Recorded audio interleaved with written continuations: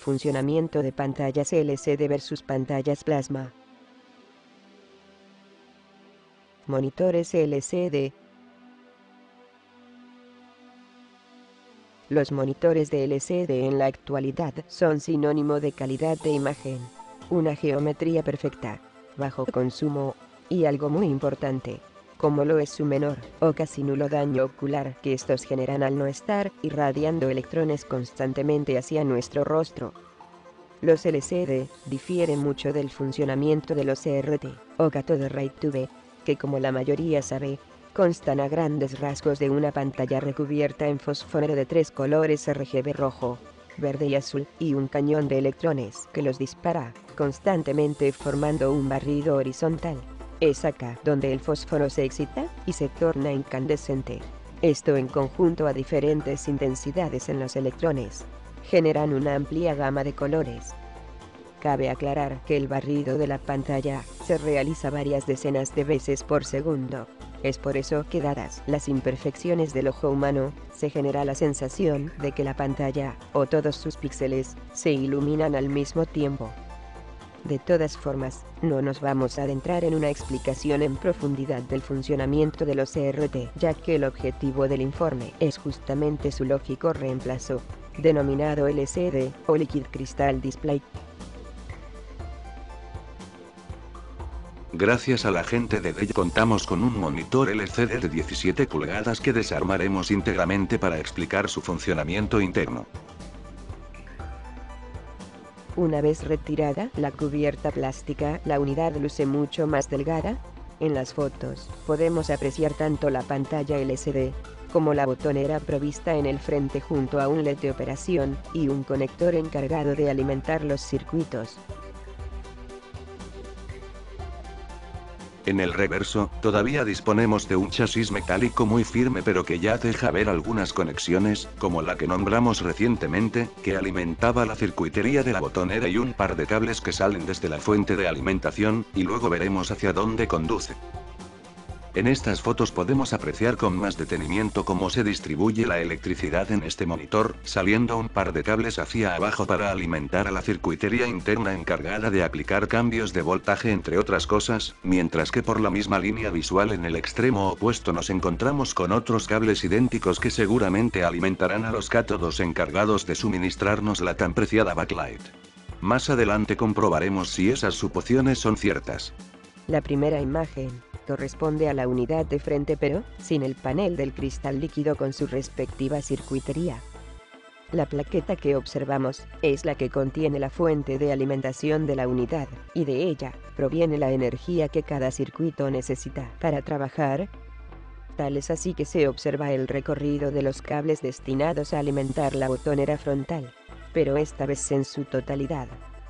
La segunda foto es el propio panel LCD que se encuentra protegido por un chasis metálico, y en él se encuentra un cable plano por el cual se transmiten las señales que deberán ser reproducidas en pantalla. Misma situación para esos dos juegos de cables que ya nos resultan familiares con solo observarlos. Un primer plano de la totalidad del panel LCD muestra que todavía se encuentra de manera firme ajustado a su chasis.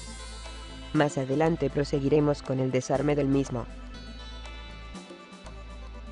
Así luce la fuente de poder del monitor que estamos utilizando. De todas formas, la mayoría dispone de una arquitectura muy similar. En ella se ven los distintos tipos de conexiones, ya que comparte el PCB con la entrada de VGA y unos chips para manejar señales analógicas, para luego convertirlas en digitales. También en el extremo derecho, se observan los reguladores y conectores de esos famosos cables que fuimos nombrando a lo largo del informe, y más adelante veremos, aún con más detenimiento. Estos chips son los encargados tanto de la conversión analógica a digital como de controlar las funciones internas del monitor. Esto es en base a que el chip CMOS es un microcontrolador que puede manejar operaciones IO gracias a sus 64 kilobytes de almacenamiento flash y 1 kilobytes de memoria RAM integrada en el mismo. Mientras que el chip Genesis es el encargado de la parte de conversión analógica para que la pantalla de LCD pueda mostrar adecuadamente las señales enviadas por la placa de vídeo.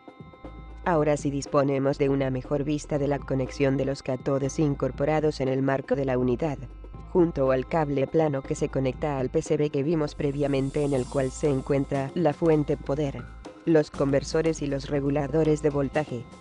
Siguiendo el orden lógico de desarme, procedemos a retirar el cobertor metálico que protege la circuitería propia del LCD, y la cual se encuentra alimentada por el otro juego de cables.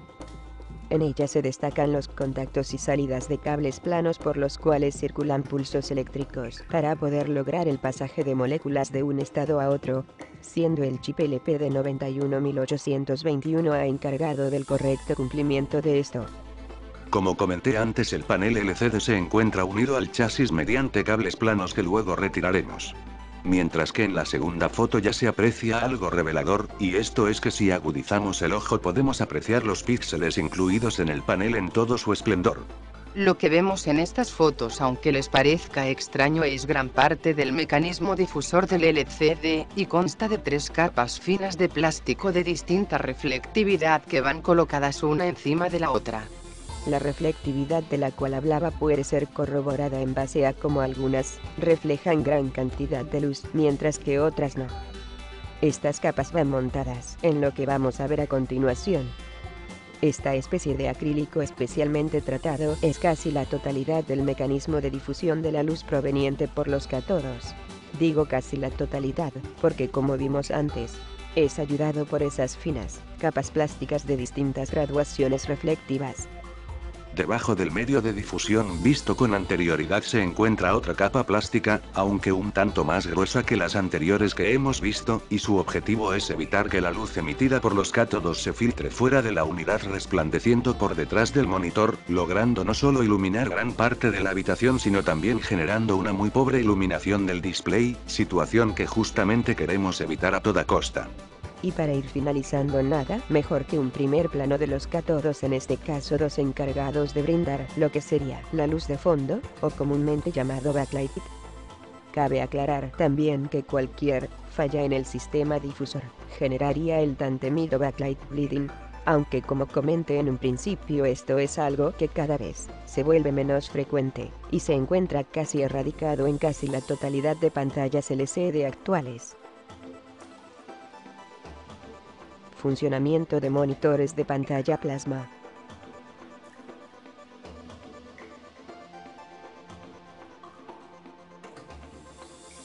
Una cierta cantidad de corriente eléctrica entre los bolsillos de gas cuando los electrodos se apagan. La corriente eléctrica hace que los iones positivos y negativos se hagan funcionar con el gas.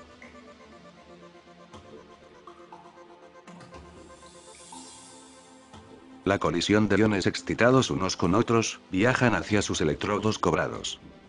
Cada colisión de estos iones, a su vez, producen los rayos ultravioleta de la luz, los fotones.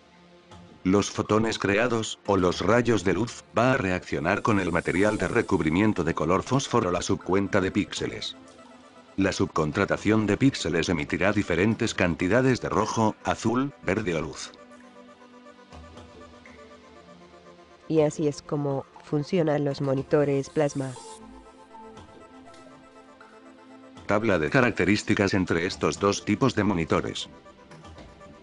La siguiente tabla muestra una descripción de cada tipo de estos monitores.